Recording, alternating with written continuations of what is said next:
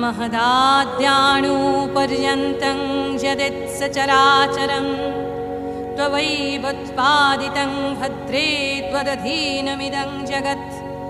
त्वमाद्या सर्वविद्यानम् अस्माकमपि जन्मभूः। त्वं जानासि जगत्सर्वं न त्वां जानाति कश्चन।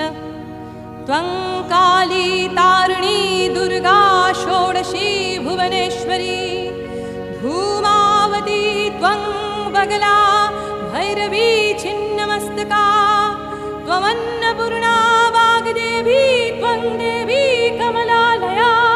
सर्वशक्तिस्वरूपा त्वं सर्वदेवमयी तनुः।